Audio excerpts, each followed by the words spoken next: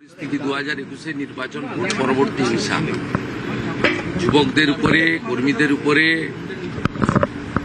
রাষ্ট্রবাদীদের উপরে আক্রমণ, ঘরছাড়া হওয়া, সব থেকে শুরু করে শেষের এই যে তার লড়াই সংগ্রাম স্বপ্নের বৃত্ত।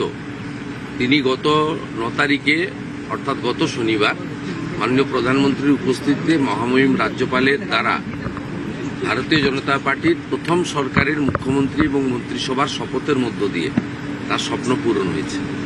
এই ব্যক্তিটি অত্যন্ত নিঃস্বার্থভাবে পশ্চিমবাংলার গত 15 বছরের যে বিপর্যয়, সেই জায়গা থেকে বাংলাকে বাঁচানোর জন্য, পশ্চিমবাংলার হিতগৌরব ফিরিয়ে আনার জন্য এবং এখানকার রাষ্ট্রবাদীদেরকে বাঁচানোর জন্য, বিশেষ করে মা, বোন, দিদি, কন্যা তাদের সুরক্ষিত করার জন্য তিনি নিরলস চেষ্টা করেছেন।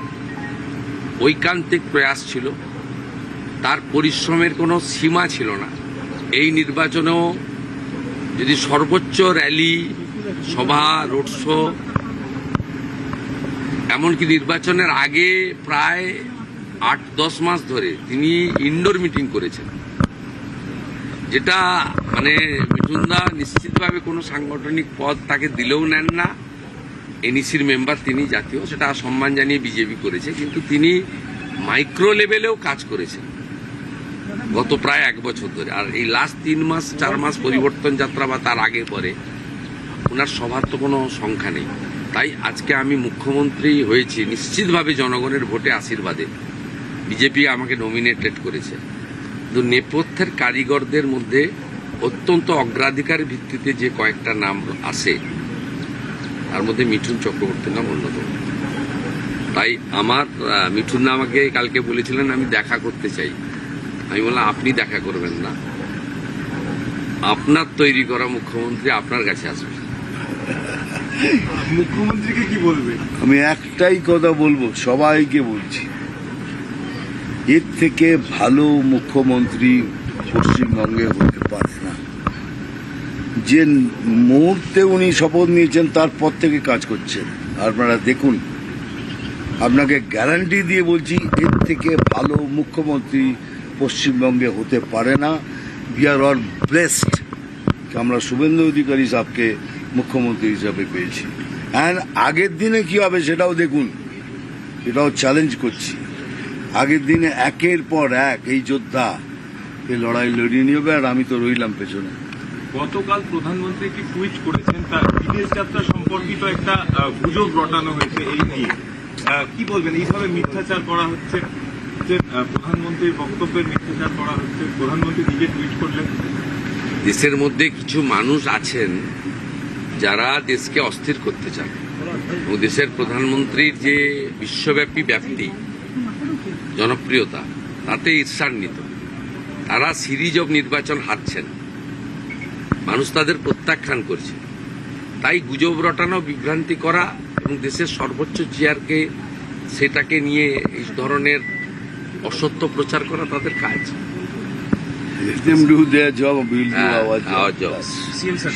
एकदम एक देखिए, मिठुनदा पिछले 5 साल से भी ज्यादा, करीब 6 साल उन्होंने पश्चिम बंगाल का परिवर्तन लाने के लिए बहुत मेहनत किया। उन्होंने भारतीय जनता पार्टी का एनईसी का मेंबर भी है। और बंगाल में, पूरा देश में लोकप्रिय एक व्यक्तित्व है। उनका fan followers not only with in the BJP, outside the BJP also, और ट्रू राष्ट्रवादी भी है। मैं मुख्यमंत्री का बनने का बाद मिठुनदा का साथ मुलाकात करने के लिए आया था। बहुत सीनियर भी है, उनका आशीर्वाद भी ले लिया। और उन्होंने चुनाव कैंपेन के दौरान कुछ काम उन्होंने सारे एरिया में बोल के रखा है। सब काम तो अभी एक साथ करना मुश्किल है, लेकिन आने वाला 3-4 महीने में मिठुनदा कौन काम, क्या क्या काम करेगा, मुझे मेरा भी क्या क्या काम करना चाहिए, ये थोड़ा बातचीत हम लोग कर लिया। जो पत्रकार का सामने बोलना ठीक लगा, लेकिन जो काम करना है मुझे, जो मैंने वादा किया है, जो वादे किए वो पूरा करना है। और पूरा करने से पहले मैं सीएम को बताऊंगा। सीएम ने कह दिया you do it and I will follow it. দুজন পাশাপাশি আছেন, একটা আপনি একটা সময় খেলার মাঠে যেতেন, সিনেমাও দেখতেন, আমরা শুনেছি। তখন তো মিঠুন চক্রবর্তী হিরো, মানে সিনেমার পর্দায়। আমি ক্লাস 8-এর পরে সিনেমা দেখিনি, তবে মিঠুনদা অন্য জায়গায় আছে। মিঠুনদার এখনো ইউটিউবে মোবাইল ফোনে যেতে যেতে সুযোগ পেলে মিঠুন মহাগুরু। আপনি কি বলবেন? ব্যাস যা বললো, থ্যাংক ইউ ভেরি মাচ। এখন যেতে যাও, ওগুলো যেতে ঠিক আছে, আপনার মিঠুন চক্রবর্তীর সঙ্গে